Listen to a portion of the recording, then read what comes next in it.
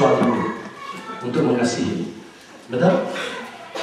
Alkitab tidak mengatakan, hai suami, tuntutlah istrimu, dia sakit sama kamu, dia tunduk sama kamu. Tidak. Tetapi Alkitab bilang begini, hai istri, tunduk sama suamimu. Betul? Hai suami, kasih istri. Ini bicara apa? Bicara memberi, bukan menuntut. Cinta memberi, cinta memberi. Tetapi apa artinya memberi tanpa pengertian yang benar? Maka satu ketika kita akan merasa bahwa sebenarnya kita dipermainkan dan kita dimanfaatkan. Benar? Kita akan merasa bahwa, loh, kalau demikian emangnya saya kawin sama kamu, emangnya saya mau jadi budaknya kamu. Jadi tiap hari cuci piring, tiap hari masak, kemudian enak-enak kau datang berdandan-berdandan, berdondong-berdondong, seperti bedondong, kemudian kamu bilang, mana makanannya? Saudaraku, kasih tanpa pengertian, kasih itu akan dipermainkan dan merasa kita dimanfaatkan. Dan satu kali setelah di situ ada kekejuan. Maka harus mengerti kenapa saya sayang dia, kenapa saya cinta dia. Kalau istrimu di sampingmu, katakan, aku cinta kamu karena aku memilikikan. Jangan bilang sama tetanggamu, itu bukan istrimu.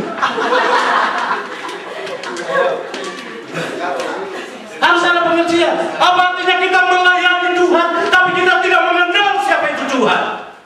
Maka cinta kita akan pudar dan kasih kita akan pudar.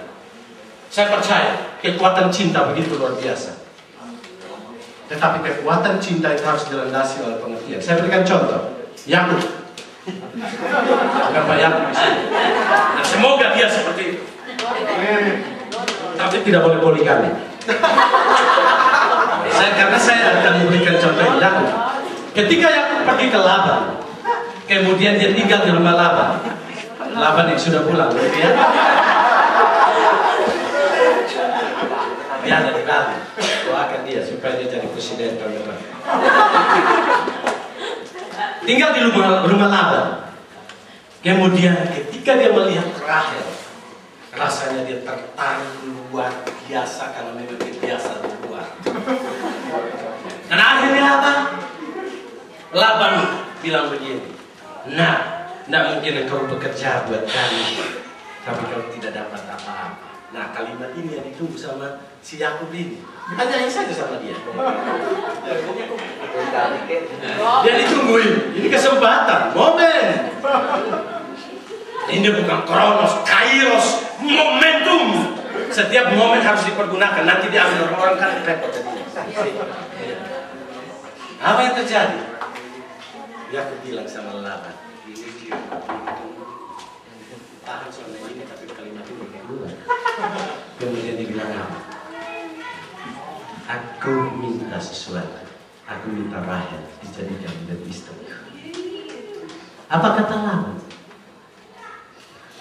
Ya, lebih baik Rahel daripada Rahel saya kasih buat orang lain. Lebih baik saya kasih sama kamu. Ini bicara cinta semua telinga terbuka. Saya kasih sama kamu. Apa yang terjadi? Rasanya panas ada di kipas itu. Mulai ke sini. Apalagi suara saya kencang tambah panas. Ya. Ya. Apa salahnya? Laban bilang begini. Kamu bekerja buat saya 7 tahun. Setelah 7 tahun, saya akan kasih Rahel buat kamu. Apa yang terjadi? Yakub setuju. Dan dia bahkan merasa bahwa 7 tahun itu sama dengan 1 hari. Apa yang membuat dia 7 tahun dia merasa seperti itu? Cinta, Bu. Iya, cinta. 7 tahun. Kita melayani 1 tahun saja potong-potong. Betul enggak? Rumah tangga rasanya lewat 1 tahun saja, puji Tuhan. Bagaimana supaya malapetaka di tahun kedua tidak ada? Kita bekerja 1 tahun di tempat kerjaan kita, percikan bonus sedikit, Tuhan malapetaka besar. Rasa-rasanya lama sekali. Kapan 30 hari supaya saya bisa terima amplop dan bisa angkat kaki dari sini? 7 tahun. Dia merasa hanya singkat karena cinta. Pernah nggak dalam rumah tangga sudah jalani 10 tahun rasanya seperti 10 detik? Pernah nggak dalam pelayanan jalani 1 tahun 2 tahun rasanya seperti baru 1 hari? Kalau itu tidak ada berarti kita tidak jalani dengan cinta. Kita tidak jalani dengan kasih, tapi kita jalani oleh karena rutinitas. Kita jalani oleh karena kewajiban. Karena cinta akan mendorong kita untuk boleh sungguh memberikan yang terbaik dan lebih baik lagi. Itu cinta. Dan apa yang terjadi?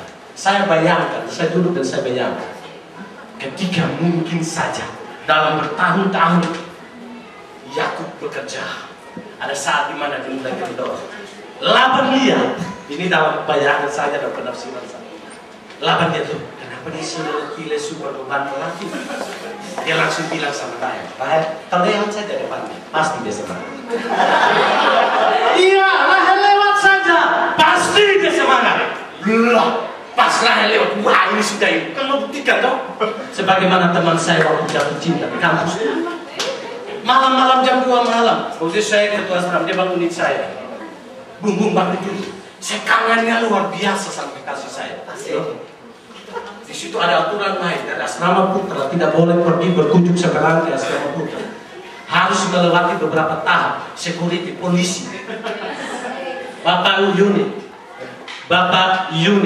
Bapak asrama, baru ke mahasiswa, kasih tahu ke ibu unit kasih tahu ke ibu asrama kasih tahu kembali ke mahasiswa, baru boleh ketemu. Malam itu saya pusing karena satu sisi saya harus mengerti dia, karena saya pun pasti akan mengalami rasa kangen seperti itu. Apalagi jarak jauh. Iya. Akhirnya saya bilang begini, loh, tapi kan aturan ada. Kemudian dia bilang apa? Tidak usah lihat orang, lihat hubungan asrama saja sudah cukup bagi saya. Hubungan rumah asramanya saja. Jadi saya antar dia saja keluar, kemudian naik asrama putri. Hubungannya itu mentoknya di atas itu. Dia lihat kemudian sudah cukup bagi saya pulang, saya tidur katanya. Karena saya pikir Yakub bersemangat kembali. Dan apa yang terjadi? Selama 7 tahun selesai. Akhirnya malam itu mulai diadakan acara. Tapi ternyata dia lihat sebenarnya saya pikir Yakub juga salah, karena dia sudah tahu cara dari sorot mata. Alkitab katakan begitu kalau baca berikutnya. Dikatakan bahwa sebenarnya sorot mata Lea tidak bercahaya, tapi sorot mata Rahel itu bercahaya. Maka walaupun ada jilbab-jilbaban, kecuali kan di renda-renda lah, gitu ya.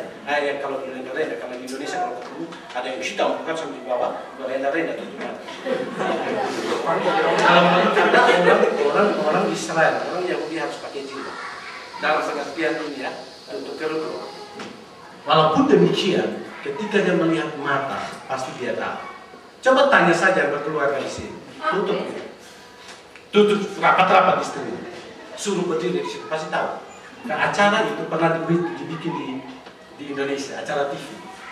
Hanya pegang, ada jempolnya saja, dia sudah tahu. Oh, tutup rapat-rapat, kemudian dia dari sana. Ini pasti yang gemprok besar ini pasti. Sudah tahu. Kenapa? Karena dari berdirinya sudah tahu timbangannya berapa. Sudah tahu. Sudah tahu. Kalau nggak tahu keterlaluan berarti mereka belum sungguh-sungguh. Namanya sebagai suami istri. Ya, apa yang terjadi? Selesai itu, ternyata Yakub bilang, Laban, kau menipu saya. Kemudian apa kata Laban?